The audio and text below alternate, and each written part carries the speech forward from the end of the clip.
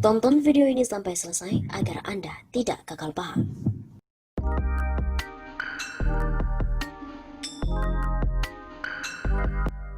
Setelah ditolak oleh Bank Dunia, Serikat Buruh Dunia pun juga turun tangan, mendesak Presiden Jokowi mencabut Omnibus Law Cipta Kerja.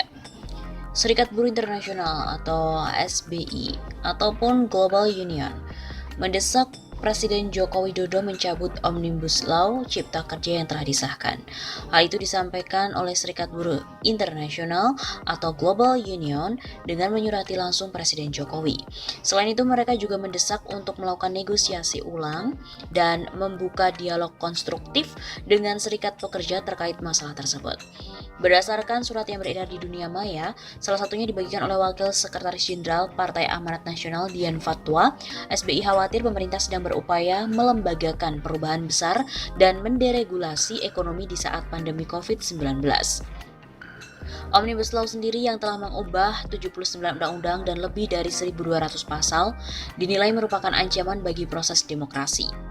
Kami memiliki keprihatinan yang serius tentang berbagai ketentuan dan klaster termasuk klaster tenaga kerja, listrik, pendidikan dan ketentuan deregulasi perlindungan lingkungan. Demikian yang tertulis dalam surat yang beredar pada hari Selasa 6 Oktober 2020. Secara keseluruhan, SBI sendiri melihat undang-undang tersebut menempatkan pada kepentingan dan tuntutan investor asing di atas pekerja, masyarakat dan lingkungan. Mereka prihatin prosedur dan substansi Omnibus Law Cipta Kerja tidak sejalan dengan kewajiban HAM Indonesia di bawah hukum HAM internasional. Dalam pembahasannya, SBI sadar bahwa Omnibus Law telah mengajak Serikat Pekerja Indonesia untuk berdiskusi. Akan tetapi, hasil regulasi tersebut jauh panggang dari api.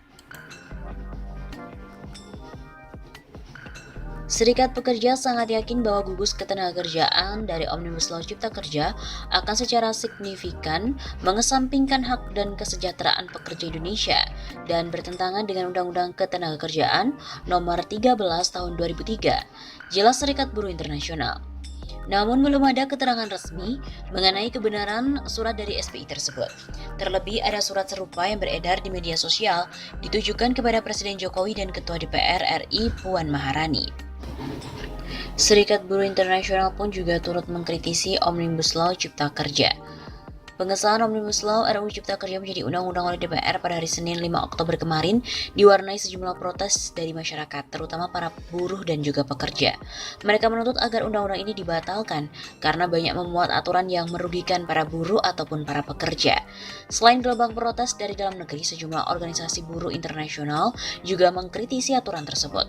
Salah satunya adalah Konfederasi Serikat Buruh Internasional. Melalui laman resmi ITUC, Sekretaris Jenderal Sharon Burrow mengatakan Undang-Undang Cipta Kerja yang baru saja disahkan oleh DPR RI bisa mengganggu terhadap program Sustainable Development Goals atau pembangunan berkelanjutan yang digagas oleh PBB. Undang-undang yang luas dan kompleks merupakan serangan terhadap tujuan pembangunan berkelanjutan dari PBB oleh pemerintah Indonesia. Ini akan sangat meningkatkan kemiskinan dan juga menyebabkan kerusakan lingkungan demi memenangkan perusahaan multinasional, sebut Burrow. Di sisi lain, keputusan yang diambil di tengah peliknya penanganan pandemi COVID-19 di Indonesia juga menjadi sorotan tersendiri. Pemerintah disebut semakin menyulitkan masyarakat dan justru hanya menguntungkan pihak asing. Sungguh mengejutkan bahwa ketika Indonesia seperti negara lain tengah menghadapi pukulan akibat pandemi, pemerintah justru bisa lebih mempersulit kehidupan masyarakat dan menghancurkan mata pencaharian mereka, sehingga perusahaan asing dapat mengambil kekayaan dari negara. Di dalam Undang-Undang Cipta Kerja diantaranya disebut adanya ketentuan yang akan memotong upah pekerja, menghapus ketentuan cuti tertentu dan merusak keamanan kerja. Skala, kompleksitas, dan isi dari undang-undang tersebut bahkan dikatakan sebagai pelanggaran tanggung jawab menurut hukum HAM internasional. Penghapusan hak-hak tenaga kerja, mencabut perlindungan lingkungan, privatisasi listrik, dan ketentuan lain dalam undang-undang, termasuk pendidikan akan berdampak buruk pada keluarga dan rumah tangga, menghambat transisi ke energi terbarukan dan menaikkan harga listrik. Burrow pun juga menambahkan menyerahkan kendali pada perusahaan asing bukanlah cara untuk memulihkan ekonomi dan ketahanan yang diperlukan di tengah pandemi di negara dengan dampak terparah di Asia Timur ini. ITUC menyerukan pemerintah Indonesia segera mencabut undang-undang kontroversial ini, kemudian mengadakan diskusi dengan serikat pekerja untuk membahas setiap perubahan ketentuan ketenagakerjaan. Selain organisasi buruh, organisasi lingkungan yang keras menentang undang-undang ini, yaitu salah satunya adalah Wahana Lingkungan Hidup Indonesia atau WALHI. Mengutip pemberitaan dari Kompas sebelumnya, Ketua Des Politik WALHI, Halisa Halid mengatakan pihaknya menyesalkan sikap DPR dan pemerintah yang meloloskan RUU ini menjadi undang-undang. Keselamatan rakyat dan agenda penyelamatan lingkungan hidup akan semakin menemui tantangan yang lebih berat. Karena sejak awal aturan ini memang menjadi karpet merah untuk kemudahan investasi, khususnya industri ekstraktif. Puluhan investor global juga mengingatkan risiko kerusakan hutan tropis Indonesia yang akan terjadi ketika undang-undang ini dijalankan.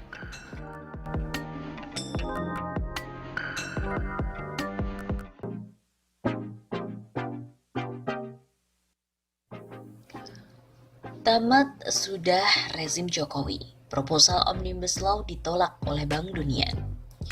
Mengejutkan, Undang-Undang Omnibus Law atau Undang-Undang Cipta Kerja yang merupakan roadmap inti pemerintahan Jokowi dalam rangka pemulihan ekonomi malah ditolak oleh Bank Dunia. Dalam sebuah laporan, Bank Dunia mengatakan bahwa Omnibus Law merugikan ekonomi. Proposal Omnibus Law yang bertujuan melanggengkan eksploitasi sumber daya alam ultra neoliberal malah ditolak Bank Dunia. Ada apa gerangan? Ini memang tidak lazim. Biasanya seluruh undang-undang yang lahir di Indonesia tidak lepas dari perhatian global, terutama Bank Dunia. Karena berkaitan dengan keamanan investasi dan aset-aset mereka di Indonesia. Selama ini undang-undang selalu mendapatkan dukungan dari lembaga keuangan internasional, khususnya IMF dan Bank Dunia. Namun kali ini malah ditolak. Ada beberapa indikasi mengapa Bank Dunia ini menolak. Secara politik ini adalah sinyal bahwa pemerintahan Jokowi tidak lagi efektif dalam melakukan komunikasi internasional, terutama kepada lembaga-lembaga keuangan multilateral.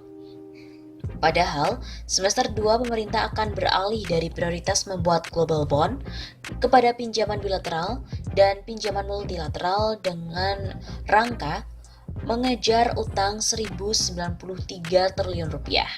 Ketika proposal ini ditolak oleh lembaga keuangan multilateral, maka target utang ini menjadi ambiar. Dengan demikian, maka Presiden Jokowi sendiri tidak lagi efektif sebagai proksi para Taipan dalam memperoleh sumber-sumber keuangan dalam rangka penyelamatan ekonomi. Padahal tanpa bantuan pemerintah, dana bailout, penyertaan pemerintah dan investasi pemerintah di perusahaan swasta, maka mustahil perusahaan swasta bisa selamat oleh serangan COVID-19 dan juga krisis sekarang ini. Sementara Presiden Jokowi tidak lagi representatif bagi mereka, para Taipan, untuk mendapatkan dana talangan yang nilainya mencapai 690 triliun rupiah, melebihi BLBI, KLBI yang pernah diberikan pada krisis moneter tahun 98. Padahal baru saja Presiden Jokowi menerbitkan Perpres tentang pembentukan tim pemulihan ekonomi baru yang diketuai oleh Ketua Partai Golkar Airlangga Hartarto dan pengusaha muda super tajir Erick Thohir. Sudah menjadi rahasia umum bahwa tim ekonomi ini adalah kunci dalam meloloskan Omnibus Law.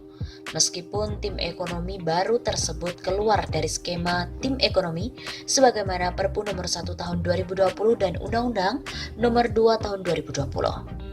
Bahkan, keberadaan tim ini ilegal jika mengacu pada undang-undang yang mengatur pada strategi penyelamatan ekonomi tersebut. Sebagaimana diketahui bahwa Omnibus Law pada intinya adalah regulasi dalam rangka melanggengkan eksploitasi sumber daya alam, khususnya tambang batu bara, energi fosil, dan perkebunan, dengan berbagai insentif usaha dan fasilitas dalam rangka untuk menopang ekonomi dan kekuasaan oligarki politik Indonesia saat ini. Mengingat sumber daya alam tambang batu bara, fosil, mineral, dan perkebunan sawit adalah sumber keuangan utama kekuasaan Indonesia saat ini.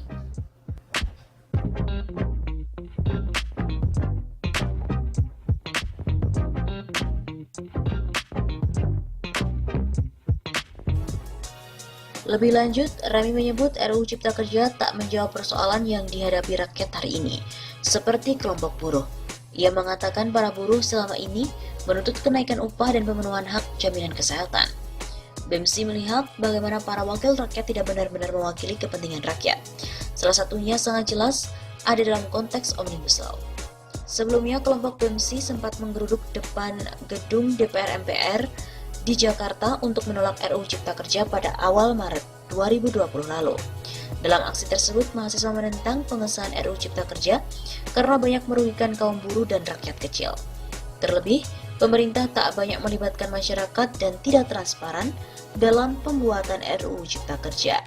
Selain itu, mahasiswa menyoroti sejumlah aturan lain dalam RUU tersebut. Misalnya penghapusan upah minimum kota, penghapusan pesangon, dan penghapusan batas kontrak tenaga kerja yang merugikan kaum buruh.